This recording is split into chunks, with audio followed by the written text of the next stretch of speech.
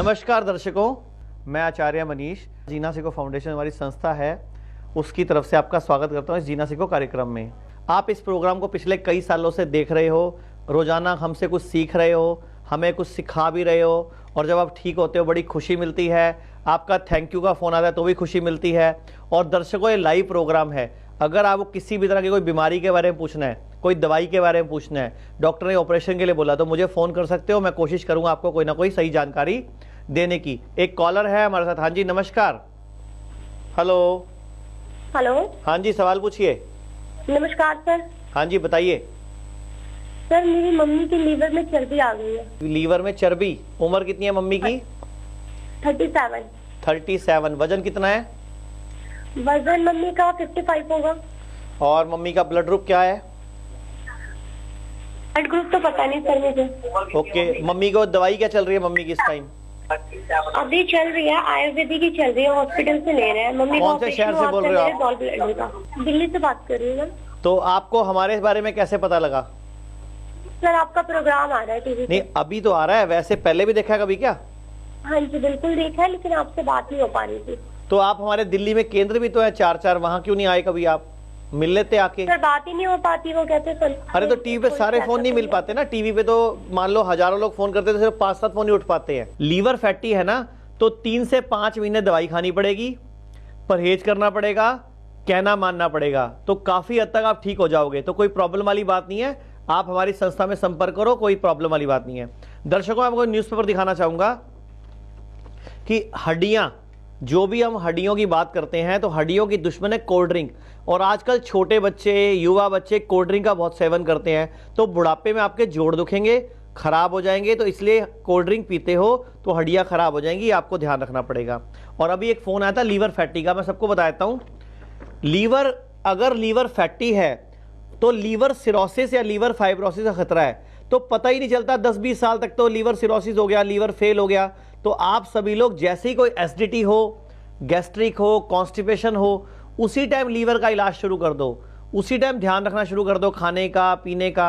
और जब भी मेरा कोई प्रोग्राम आता है टीवी पर, तो कॉपी पेन लेके बैठा करो। मैं कोशिश करता हूं कुछ ना कुछ सिखाने की, बताने की, समझाने की, ताकि आपका और आपके परिवार को मैं कुछ सिखा सकूं। दर्शकों, मैं आपको एक न्यूज़पेपर दिखा रहा हूं कि जब भी कोई महिला का वजन बढ़ता है प्रेगनेंसी के दौरान, तो मां के लिए, वह पेट के बच्चे के लिए बड़ी विकट स्थिति पैदा हो जाती है, बड़ी गंभीर स्थिति पैदा हो जाती है। बच्चे के दिल में छेद हो सकता है, बच्चे को बीमारी लग सकती है, बच्चे को कोई और नई तकलीफ आ जाती है। तो इसलिए कोशिश करनी है कि जब प्रेगनेंसी हो तो 9 से 12 किलो वजन ही बढ़ना चाहिए। उस टाइम डाइट वगैरह बिल्कुल डॉक्टर से पूछ के सेट करके लेनी चाहिए।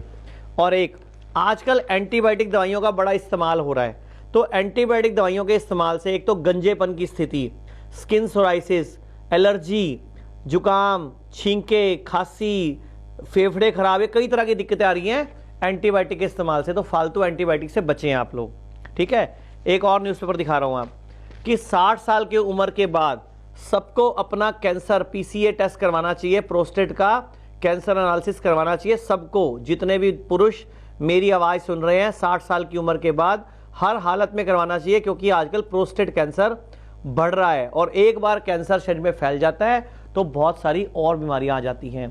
अब मुझसे कई बार लोग बहुत सारा सवाल पूछते हैं कि आपने ये प्रोग्राम शुरू क्यों किया, आपको क्या मजा आता है इस तरह का प्रोग्राम करके, लोगों को सिखा के, बता के, आपको क्या मिलता है?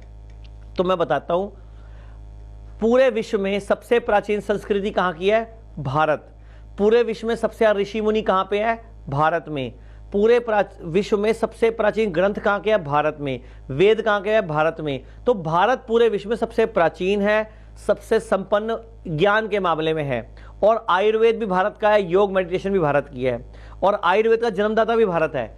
लेकिन आयुर्वेद के अंदर जो चरक ऋषि हुए, सुश्रुत ऋषि हुए, इन्होंने एक किताब लिखी, आयुर्वेद के उपवेद है, चरक संहिता, सुश्रुत संहिता। और जो भी एलोपैथी है, मॉडर्न विज्ञान है, या आजकल सर्जरी है, वो सुश्रुत ने से ही लिया है उन्होंने।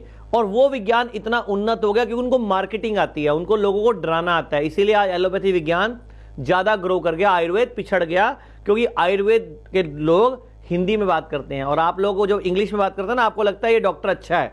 मैं भी सारा लेक्चर इंग्लिश में देता हूं, आधा आपको समझ भी नहीं आएगा, लेकिन फायदा क्या होगा, आपको लगेगा बड़ा अच्छा। लोग इंग्लिश में लेक्चर और तालियां बजाते हैं, लेकिन हमारी मातृभाषा भारत है, हमारी मातृभाषा हिंदी है। हमें भारत में रहना है तो भारत की चीज़ों को ही अपनाना होगा। दर्शकों, मैं आपको एक चीज़ बोलना चाहूँगा, सभी लोग सुनो मेरी ध्यान से बात। जब भी प्रोग्राम देखो कॉपी वन लेके बैठा करो। मैं एक बात बता रहा हूँ सारे भारत के लिए, सुबह उठते ही खाली पेट, बिना कुल्ला, बिना ब्रश करे आपको 1 गिलास गरम गरम पानी पीना है, खाली पेट सुबह उठते ही। रात को ब्रश करके सोना है, सिर को पूर्व या दक्षिण में रख के सोना है।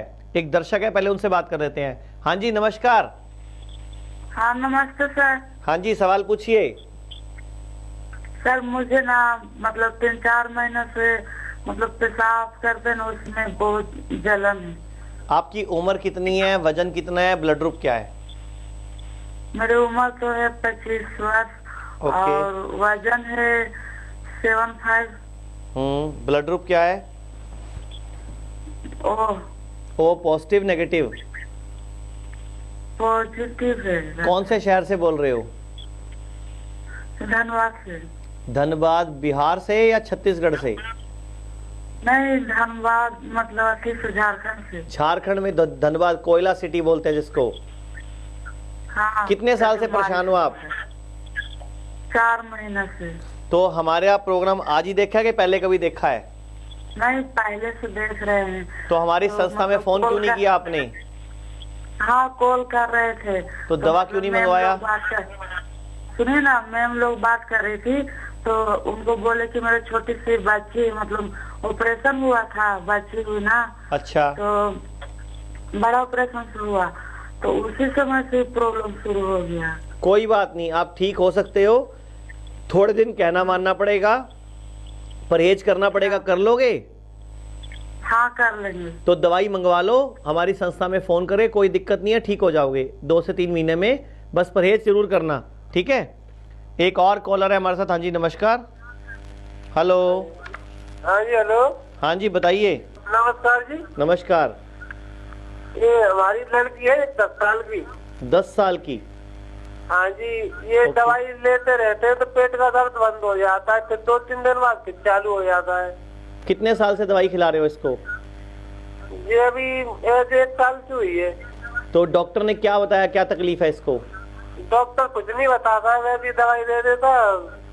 तो आपके पास भगवान ने मुंह दिया, पूछो उससे भाई क्यों दवाई खिला रहा है, किस बात की खिला रहा है? कल को बच्ची को साइड इफेक्ट हो जाएगा, दवाई का कौन भुगतेगा?